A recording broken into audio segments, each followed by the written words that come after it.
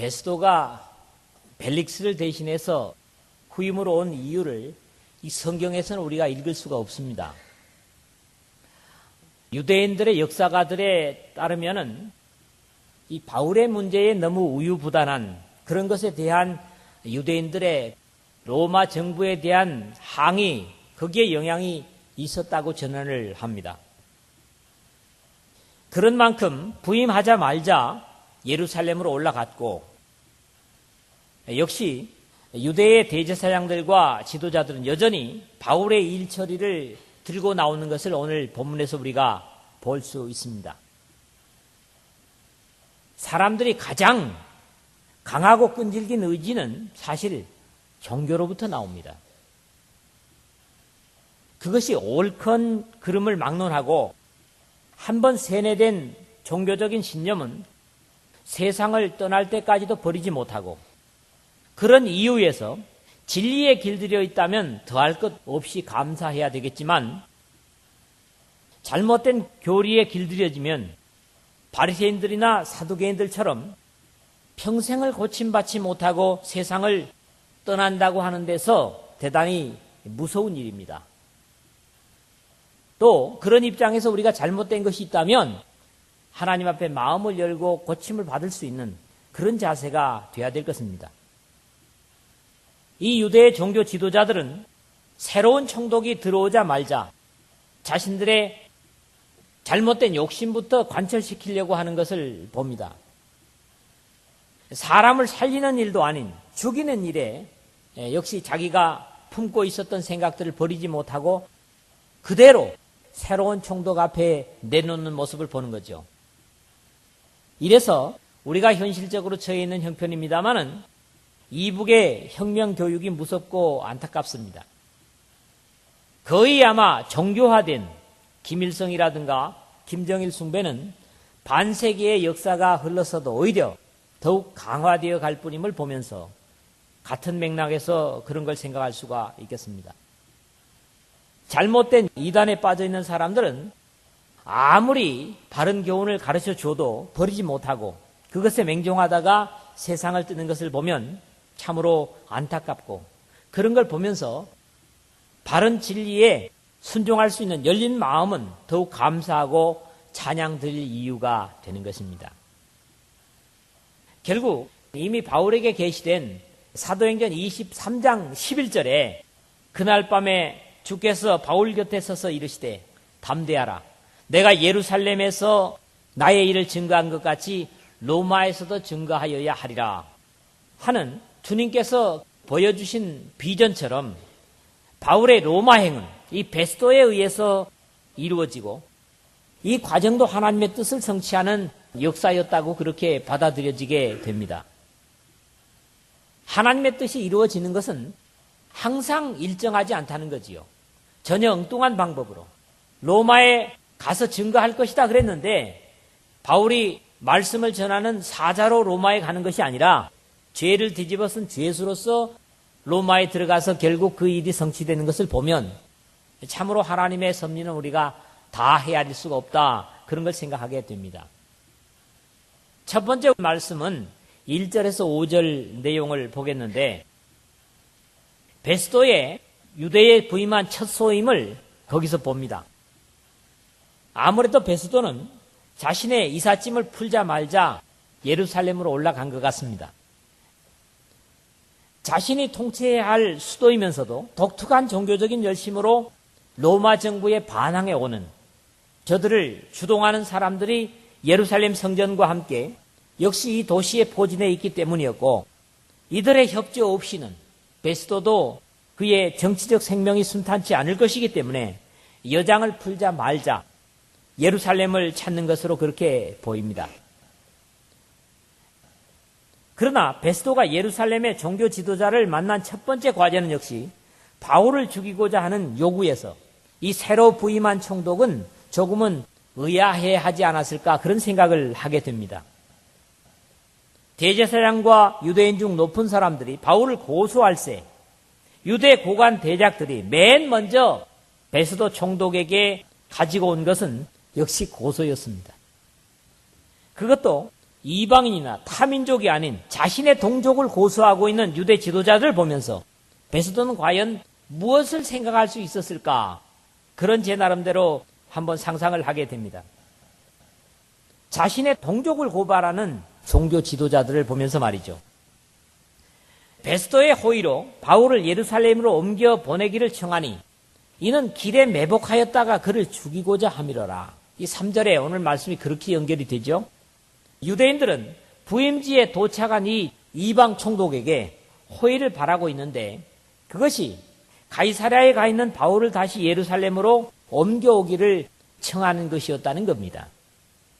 그리고 거기에는 이미 자신들의 속셈을 숨긴 채로였지만 성령께서 저들의 사악함을 만천하에 공개하고 맙니다. 오늘 우리까지도 알게 됐다는 것을 보면 말이죠. 이는 길에 매복하였다가 그를 죽이고자 함이라라. 참 사악합니다.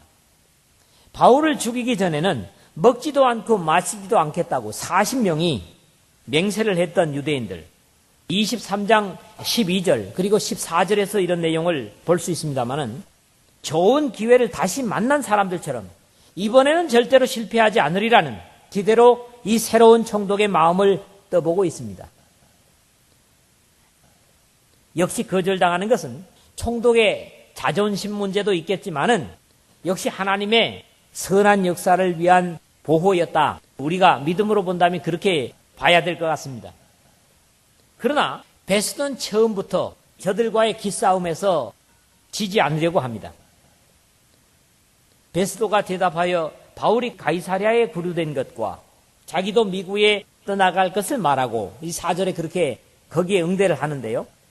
바울은 자신의 영지인 가이사랴에 구류되어 있고 자신이 곧 돌아갈 것이기 때문에 너희 중 유력한 자들은 나와 함께 내려가서 그 사람에게 만일 옳지 아니한 일이 있거든 송사하라.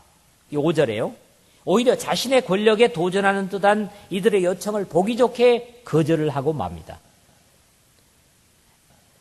어찌 보면 이것은 불신의 사람들에게 주는 첫 인상, 아주 좋지 않게 주고 있는 첫 인상의 모습이었다.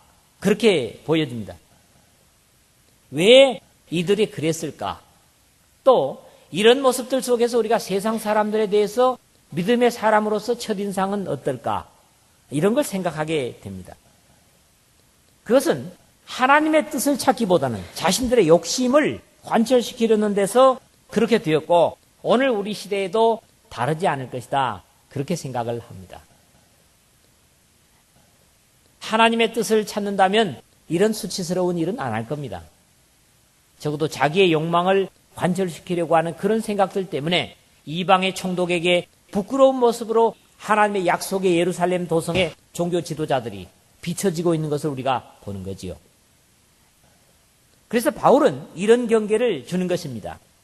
삼가 누가 누구에게든지 악으로 악을 갚지 말고 오직 피차 대하든지 모든 사람을 대하든지 항상 선을 쫓으라. 데살로니가전서 5장 15절에 그렇게 말씀을 합니다. 오늘도 우리가 누구를 만나든지 마찬가지로 자신의 욕심을 챙기려 한다면 전도할 기회를 잃어버리는 것도 여기에서 비교되는 그런 모습일 것입니다. 항상 우리 모두가 선을 쫓음으로 생명을 나눠주고 하나님의 영광을 가리지 않는 거룩한 백성다움의 모습을 지키는 그런 삶이 되시기를 주의 이름으로 부탁을 드립니다. 두 번째는 6절에서 9절의 말씀인데요. 바울은 이 베스도 앞에서도 굴하지 않고 내가 도무지 죄를 범하지 않았다. 특히 여기서 보면 종교적으로도 또는 로마의 정부에 대해서도 내가 죄를 범한 것이 없다. 이런 변명을 다시 하는 것을 봅니다. 베스도는 예루살렘에 올라가 바울의 고발을 듣고 8일이나 혹은 열흘간 머물면서 아마 다른 일을 본 것 같습니다. 그리고 후에 가이사랴에 이 고발하는 당사자들을 데리고 나타나서 재판을 엽니다. 이 모습은 마치 오늘 우리가 보는 베스도가 다시 연 재판정의 모습을 보면 옛날 이스라엘 왕 아합이 미가야 선자의 예언을 듣기 위해서 자리를 베푼 것과 아주 근사한 모습을 보는데 이스라엘 왕과 유다 왕 여호사밧이 왕복을 입고 사마리아 문 어기 광장에서 각기 보좌에 앉았고 모든 선자가 그 앞에서 예언을 하는데 하는 열왕기상 22장 10절의 말씀과 아주 비슷한 것을 우리가 상상하게 됩니다. 예루살렘에서 내려온 종교 지도자들은 지난번에는 변호사를 썼지만은 별 성과가 없었습니다.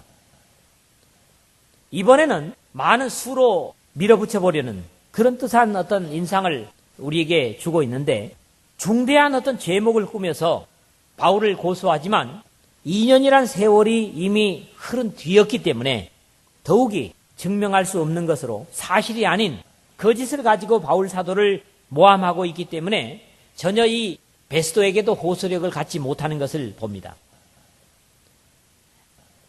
보다 큰 죄목을 씌워보려 하지만 저들의 악한 의향은 탈로 날 뿐이었고 오히려 바울에게 역습을 당하는 모습을 오늘 본문에서 우리가 봅니다. 유대인의 율법이나 또는 성전이나 가이사에게 내가 도무지 죄를 범하지 아니하였노라 8절에 그렇게 변호를 하는데요. 바울은 이제까지 저들이 바울을 고발한 내용 전체를 논리정연하게 반박을 합니다.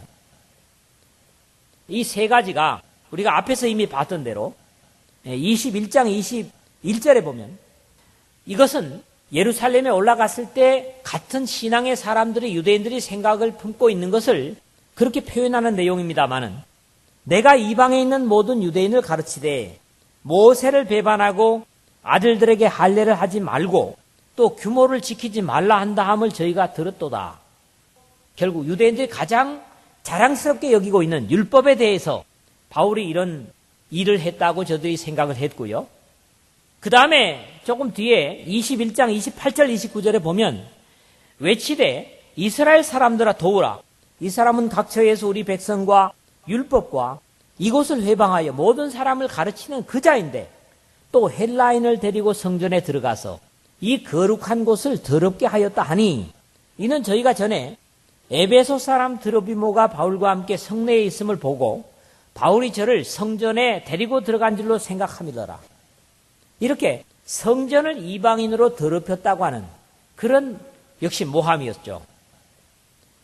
그 다음에 이 바울에 대해서 가이사에게 내가 도무지 죄를 범하지 않았다 하는 얘기는 24장 바로 앞장 5절에 보면 우리가 보니 이 사람은 연병이라 천하에 퍼진 유대인을 다 소욕해 하는 자요 나사렛 이단의 괴수라 그랬거든요.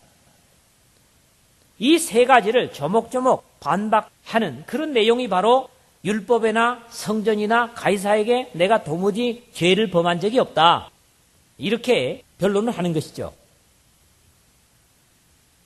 그럼에도 불구하고 여기에 또 한 번의 정치적인 계산이 나타나고 있습니다.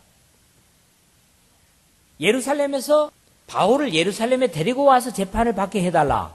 유대인들이 그랬잖아요. 그런데 거기서는 보기 좋게 거절을 했지요. 그럼에도 불구하고 오늘 그 이어지는 9절의 내용에 보면 베스도가 유대인의 마음을 얻고자 하여 바울들을 묻되 내가 예루살렘에 올라가서 이 사건에 대하여 내 앞에서 신문을 받으려느냐 그렇게 묻습니다.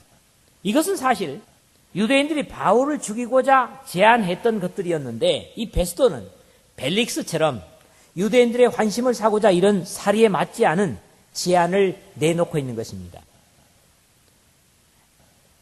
총독이 고발된 죄수로부터 죄를 찾지 못했으면 석방을 해야 함에도 불구하고 엉뚱한 제안을 유대인들에게 내놓고 있는 것이죠. 이것은 어찌 보면 바울에게보다도 유대인들의 마음을 얻고자 하는 이 베스도의 간교한 그런 제안이었을 것입니다. 범사에 하나님을 의식하며 일하고 산 바울은 어떤 것에도 결코 흠잡힘이 없이 당당하고 확신에 찬 용기로 자신을 당당히 내어놓을 수 있는 모습을 오늘 읽은 본문에서도 보는데 그것이 종교적이건 정치적이건 동족 간의 문제이건 국가 간의 문제이건 당당할 수 있는 확신은 주 예수 그리스도와 하나님 아버지를 의식하고 최종적으로 행한 대로 보응하실 주님의 재림을 의식하는 삶이었기 때문에 가능했고 오늘도 여전히 우리가 그럴 것이라는 겁니다. 당장의 어떤 우리가 이 상황에서 이권을 얻고자 하는, 우위를 점하고자 하는 그런 생각보다는 다시 이 땅의 심판지로 오실 주님 앞에 우리가 어떻게 설 것인가, 그걸 범사에 생각하고 의식하면서 어떤 것들을 결정하고 거기에 대한다면 아마 바울처럼 우리도 당당할 수 있을 것이다, 이런 확신인 거죠. 하나님과 다시 오실 주님을 의식하는 삶으로 세상과 사회에서 당당할 수 있는, 그래서 너희가 이방인 중에 행실을 선하게 가져 너희를 악행한다고 비방하는 자들로 하여금 너희 선한 일을 보고 권고하시는 날에 하나님께 영광을 돌리게 하려 함이라 하는 베드로 사도의 베드로전서 2장 12절의 권면에 부끄러움이 없는 바울과 같은 충성된 하나님의 백성들로 사시기를 주님의 이름으로 부탁을 드립니다. 세 번째로는 10절에서 12절인데요. 베스도는 유대인들의 마음을 얻어보려 하지만은 바울은 당시의 로마의 법에 당당하게 호소했고, 이것은 순간을 모면해 보려는 바울의 임시응변적인 변명이 아니었습니다. 이미 하나님께서 바울에게 주신 사명이요 바울의 비전이었습니다. 로마에 가는 것 자체가 말이죠. 앞에서 읽었습니다마는 23장 11절에 바울에게 그렇게 말씀을 했습니다. 내가 예루살렘에서 나의 일을 증거한 것 같이 로마에서도 증거하여야 하리라. 당부하시는 주님의 이상의 비전에 따른 선언이요 고백이었습니다. 내가 가이사에게 호소한다고 하는 그런 바울의 요청이 말이죠. 다른 편에서는 이것이 세상의 중심에 복음을 전하려는 바울의 기대에서 나온 것이기도 했을 것이라는 얘기입니다. 이 일이 다 된 후 바울이 마게도냐와 아가야로 다녀서 예루살렘에 가기를 경영하여 가로되 내가 거기에 갔다가 후에 로마도 보아야 하리라 하고, 19장 21절에서 바울은 그렇게 말했다고요. 요즘 흔한 말이 있죠. 꿈은 이루어진다. 이게 신앙인들이 하는 얘기가 아닙니다. 대개 불신자들이 하는 얘기죠. 꿈은 이루어진다 하는 말처럼 불신의 사람들이 단순히 기대하는 것과는 달리 보다 분명하고 확실한 이상의 고백, 즉 비전의 고백이 신앙인들에게는 있습니다. 이렇게 하면 어떤 결과가 있을 것이다 하는 것은 뭡니까? 막연한 거죠. 이건 사실 확신이 없는 겁니다. 베스도가 유대인의 마음을 얻고자 하여 바울더러 묻되 내가 예루살렘에 올라가서 이 사건에 대하여 내 앞에서 신문을 받으려느냐 하는 속마음을 이미 주님의 성령과 더불어 읽어낸 바울은 내가 가이사의 재판 자리 앞에 섰으니 마땅히 거기서 신문을 받을 것이라. 10절 상반절에 그렇게 답변을 하면서도 당신도 잘 아시는 바에 내가 유대인들에게 불의를 행한 일이 없나이다. 10절 하반절에 그랬습니다. 때문에 한마디로 거절을 했죠. 그러나 이어지는 바울의 결연한 의지는 양심의 거리낌이 없는 당당한 고백입니다. 만일 내가 불의를 행하여 무슨 사죄를 범하였으니 죽기를 사양치 아니할 것이나 11절에 그런다고요. 어떠한 의롭지 못한 행동이 있다면 사형을 받을 각오도 되어 있다고 하는 것인데 이 말 역시 바울의 허풍이 아니라 진심이었습니다. 신앙의 사람들은 이런 자세로 법 앞에 설 수 있어야 할 것입니다.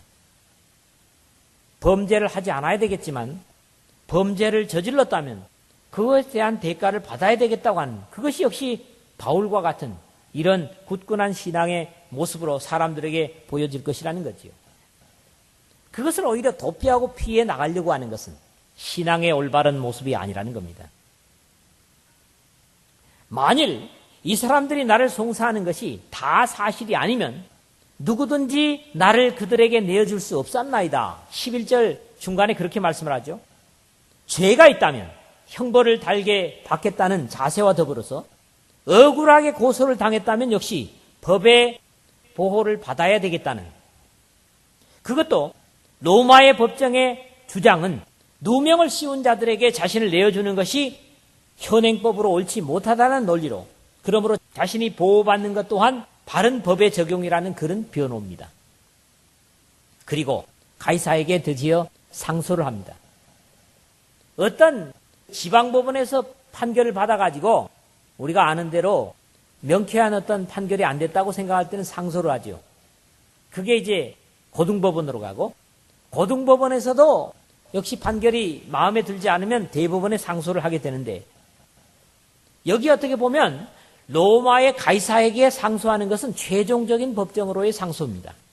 특히 이때 당시에 지방 관료들, 그러니까 총독이라든가 행정관들이 만약에 억울한 판결을 했다고 생각하면 그것은 타 나라의 시민권을 가진 사람에게는 불가능합니다. 다만 로마의 시민권을 가진 사람은 가이사에게 상소를 할 수 있는 거예요. 그런데 여기 가이사라는 말은 사실은 애굽의 바로라는 말과 같은 말이에요. 지금 여기에 있는 가이사는 예수님 날 때에 있던 그 가이사가 아닙니다. 다른 가이사지요. 그러니까 애굽의 임금의 명칭을 바로라고 그랬다면 로마의 황제의 명칭을 가이사라고 하는 거죠. 바울이 이렇게 상소하는 대상의 그 황제가 누구였냐 하면 우리가 좀 잘못 각인되고 있는 네로라는 황제였습니다. 이 시대가요. 그런데 네로가 사실 처음부터 그렇게 나쁜 사람은 아니었습니다. 네로의 옆에는 누가 있어요? 철학자 세네카라는 사람이 있었습니까? 초창기에는 철학자들을 옆에 두고 상당히 선정을 했었습니다. 그런데 중간에 결국 잘못된 네로의 모습을 보죠. 나중에는 로마에 불까지 쏴지르고 그래서 그리스도인에게 뒤집어 씌웁니다만은 바울이 이때 당시에 네로에게 항소할 때는 네로가 그렇게 문제가 있는 그런 상태는 아니었기 때문에 바울이 또 이걸 상소를 했다는 거지요. 그렇기 때문에 베스도가 함께 배석자들과 상의를 하고 내가 가이사에게 상소했기 때문에 가이사에게 갈 것이다. 이렇게 오늘 우리가 읽은 말씀은 마무리가 되고 있습니다. 어떻게든 자신의 임지에서 그것도 지도자들의 마음을 얻어서 어려움 없이 총독의 자리를 지켜보려고 죄 없는 바울을 희생시키려는, 그래서 유대인들에게 기울어지던 베스도는 이 바울의 논리 정연한 변호와 또 가이사에게 상소하는 것을 들으면서 속으로 내심 두려워했을 것 같습니다. 왜냐하면 가이사에게 로마 시민권을 가진 사람이 상소했다는 것 자체가 어쩌면 자기 총독의 역할을 잘못했다는 것을 반증하기 때문입니다. 그런 어떤 공포를 이 총독은 가질 수 있었다는 거지요. 오늘날 우리 주변의 모든 사람들 역시 죄에 대한 대가에 의연하고 당당한 하나님의 백성들을 본다면 이렇게 두려워할 수도 있을 겁니다. 그런데 교묘하게 피해 나가려고 하는 그런 것들이 오히려 불신자들에게 욕이 되고 또 하나님께 누가 되는 것을 봅니다. 그들을 괴롭히고 핍박하면서도 두려워했다는 그런 기록들이 뭡니까? 이 국가가 어려움에 처할 때, 우리 대한민국에도 역사가 있죠? 그럴 때 언제나 의연하게 목숨을 내걸고 바른 것을 위해서 항변하는 그런 신앙의 모습들을 있는 역사 속에서 얼마든지 보기 때문입니다. 그렇지 않습니까? 빨치산이었던지 아니면 일본의 순사였던지 소신 있게 국가와 민족을 위하면서 자기의 어떤 목숨을 내걸고 역할하는 그런 종교인들을 보고 가장 두려워했다고 합니다. 로마에서도 그렇죠. 로마의 어떤 기록들을 보면 그리스도인들을 황제의 명령에 의해서 사형을 처하라, 이런 명령을 받은 그런 사람들의 상소한 글들이, 그런 사람들이 황제에게 올린 글들이 지금도 역사 속에 남아있거든요. 이런 글들을 보면 그들이 그리스도인들을 형벌했지만은 그들을 오히려 내심 두려워하는 내용들로 가득 차 있다는 것들을 역사에서 본다는 거죠.